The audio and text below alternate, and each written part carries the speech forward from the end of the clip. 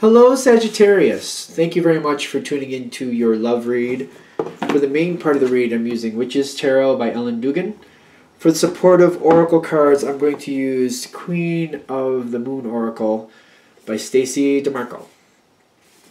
Okay.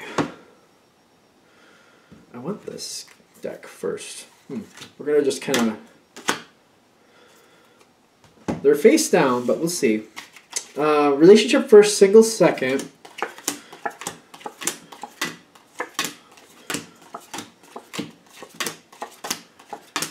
That popped up in the challenge. Okay.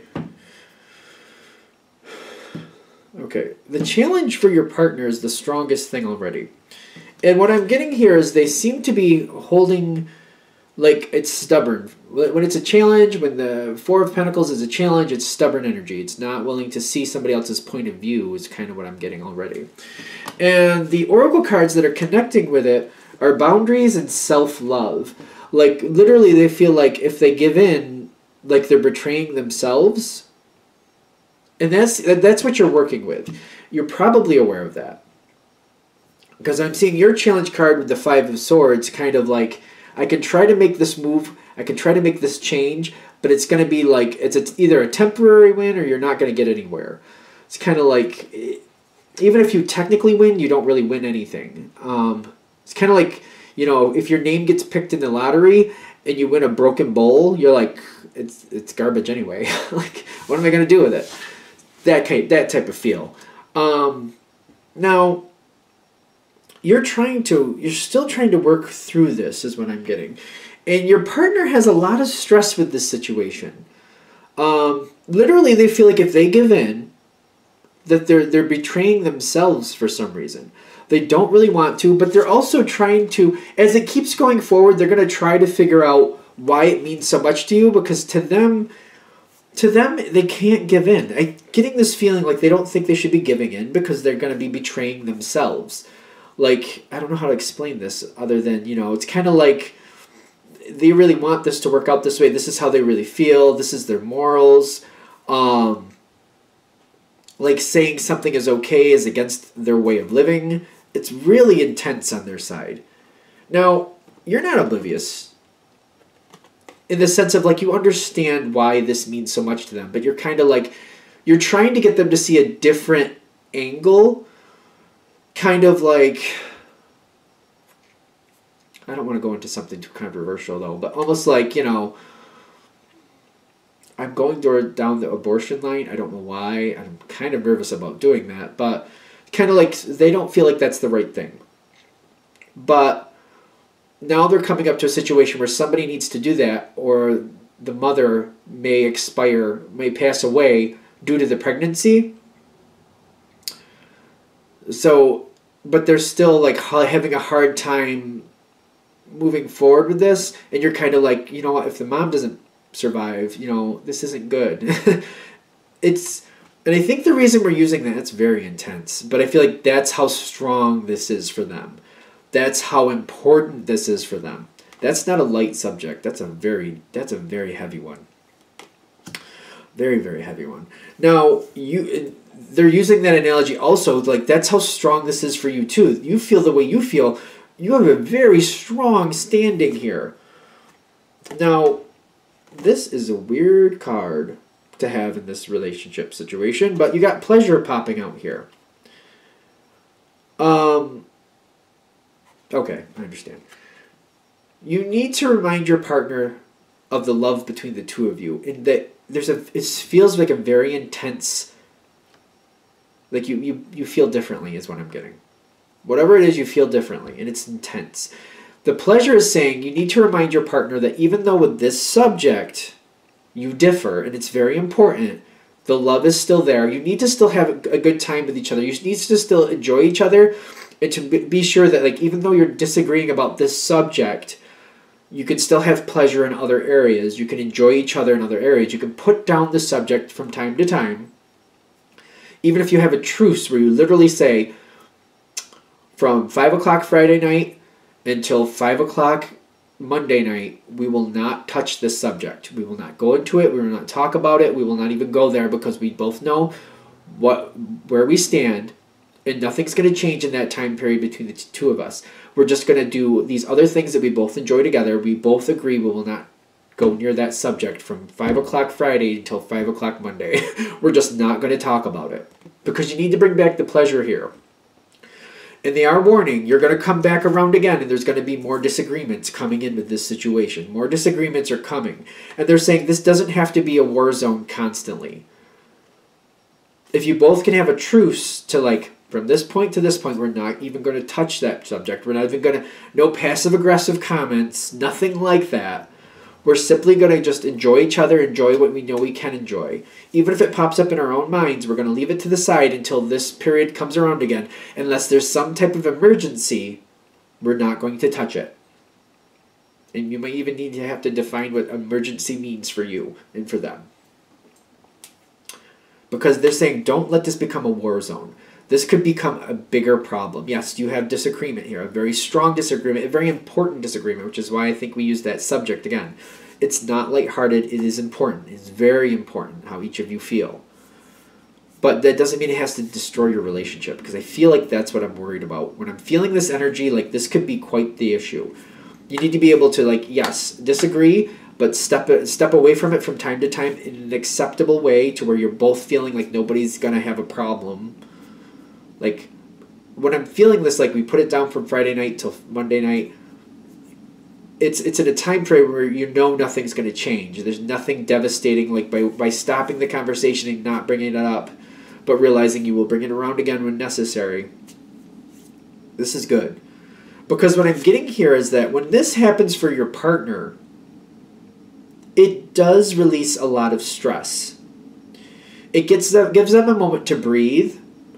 Because I feel like what's happening here, if this doesn't happen where they have that moment of reprieve, they feel like they're constantly on guard with you, and this is becoming a big problem. If they constantly feel like when you're in the room, they have to be on defense, that's not good, because that's not what you're trying to do. But if that's how they're feeling, this is causing some damage to the relationship. Because you do have a very strong standing in where you are. You have the King of Wands. You know how you feel, and you're not afraid to say that. And that's good. But if your partner is constantly feeling like when you're in the room, they have to go on defense, that's bad for both of you. I'm feeling that energy because I'm feeling you're very strong with this situation, very strong. All right, so if you're able to do that from this point to that point, from Friday night to Monday night, we're just no passive, not even passive-aggressive, nothing. No comment towards this subject. We're just going to enjoy each other and remind each other why we love each other. Just enjoy time together. You know what I mean? You don't want to end up going to dinner and then halfway through dinner the subject comes up and then dinner's ruined because neither of you want to eat because you're upset with each other. It's not good. And it's up to you. I feel like you're the one setting the tone here, saying this is what we're going to do. This is what we're not going. This is what constitutes as an emergency if we feel like we have to talk about this subject. This is what would constitute for us having to talk about this. If somebody externally tries to push us into the conversation, this is what we need to do to shut that down. To say, you know what, we're not going to deal with that till then, and this is why. There might be quite the list of rules. I have a feeling for some of you, because it's not only the disagreement between you and your partner. But there might be like people around each of you who are kind of poking the bull, if you will. So you might have to actually have some little extra rules about what you need to do to keep other people outside of the situation so it doesn't bleed into your good time with your partner. Because this is a good relationship is what I'm also getting. You don't want this to ruin this. Okay. Now, you're very strong. I don't know. I don't see that being like a shock. But you got the Ace of Pentacles here. If you set this up to go this way, it will work. It will happen. Your partner needs that breath of fresh air, so they will definitely follow your lead on this. It will not be a problem, is what I'm getting. And what I'm getting also is like, you got this down? You will give them time to really...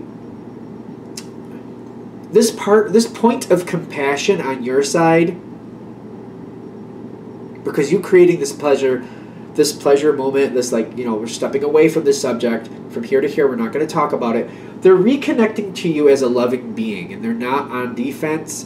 The unexpected is like, I feel like they want to understand your point of view more. Like, whatever it was before, there's too much defense, just constantly trying to defend themselves. They're not having really a chance to think about what you're saying. having this moment to step back, it's like not only giving them a chance to do that, but they want to work this out with you. They want to see your point of view more. It really, like, releasing that stress of defense is really helping you. It's really helping you. Because what's coming forward next, even if it's just a one-time thing, which I would think you probably want to repeat this over time, like keep this going, like the truce periods, whenever this type of thing happens. What I'm getting is they really do feel more empowered, and they want to communicate more. They want to know more about what you're thinking. They want to know the why. They're going to want to know the why of, like, oh my gosh, this is a really touchy subject. I'm cringing that I'm going into it, but, you know, here we go. Like, I know with abortion, it seems to me that a lot of times people get their standing about when they believe life starts.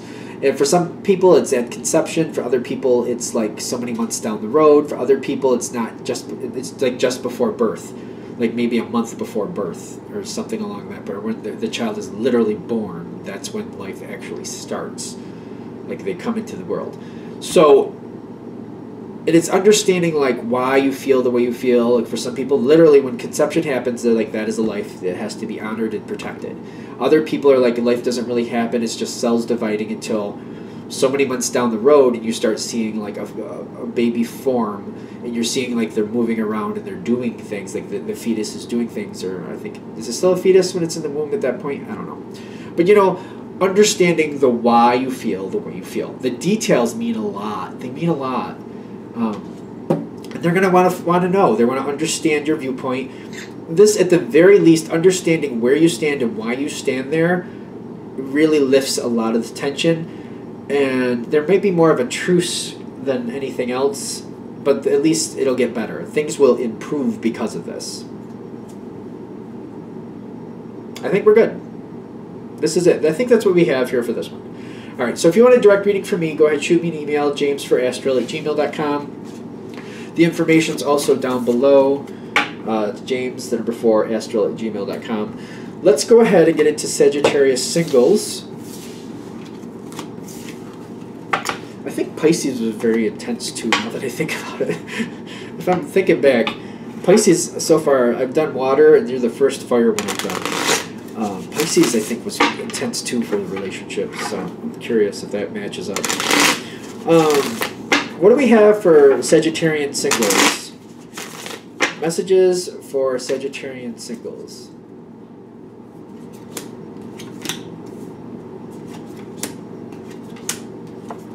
There's a double card at the bottom. Which... Okay, I'd shuffle these. Okay, let's see where this is going. Ironically, you have the 6 of Wands at the top, which is a success card. Exactly at what price are you getting this success? Which way is this really going? We'll find out. Just 1. That's it.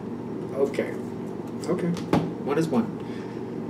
I really like that deck too, but that's okay. 1 is fine.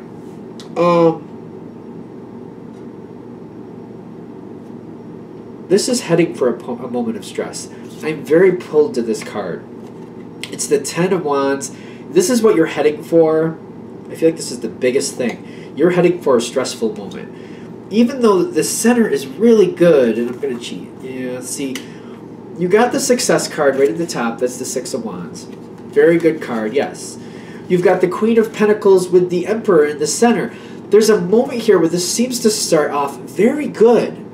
Makes sense. Looks like it's all on the same page. And I see that you've been waiting for somebody to pop in. Like it's been waiting. You've been looking for the right one. You got the Hermit in the past. Somebody finally came into play here. They're kind of feeling the same way. But I'm getting the King of Cups is hiding something. There's the 4 of Swords here, which there's problems around them. This is somebody, you've been waiting for something to really come in to look like it could have promise or something could happen from this. And I'm getting the King of Cups is hiding that 4 of Swords. Yeah. There's things that aren't quite right in their life. whoever this person is, don't get caught up in the gender, but they have a lot of passion towards you. They like you, but there's things, there's hang-ups going on here. There's unresolved issues that need to be resolved. There's something here that's unresolved. Whether it be a relationship with somebody else, some type of obligation, for some of them, I don't know. Something is just not resolved and is going to affect this situation.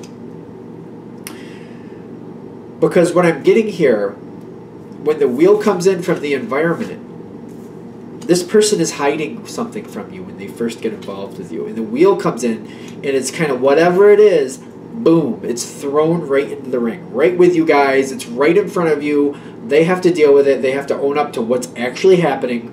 Hits hard, hits fast. And you do not like this. You do not like this.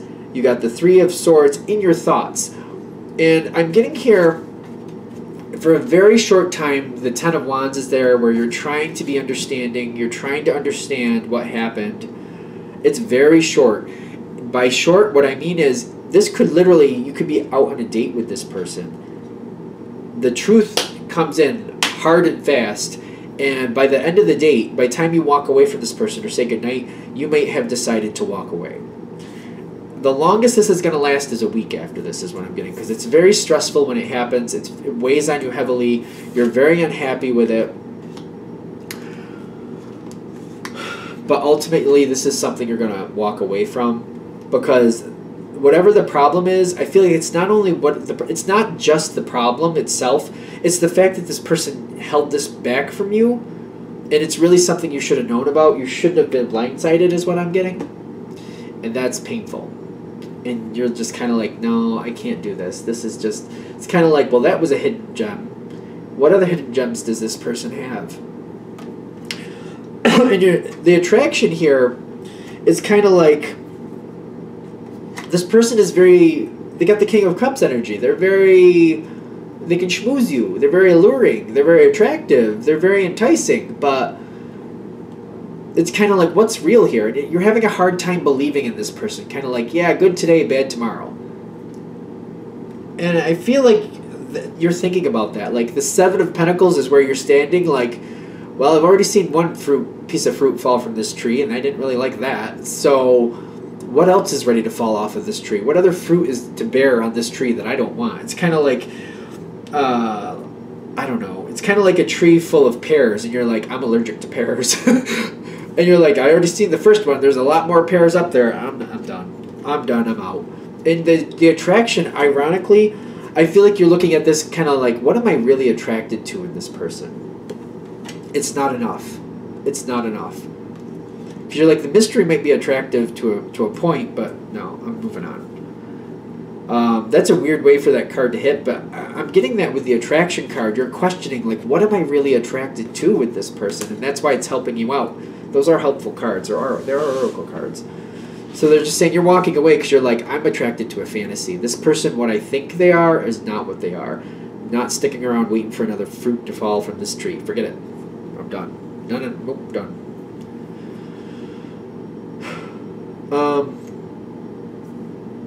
And that's that with that. That was quick. Alright. Well, let's let that be. If you'd like a direct reading from me, shoot me an email, jamesforastral@gmail.com. That's James, the number 4, astral@gmail.com. Thank you.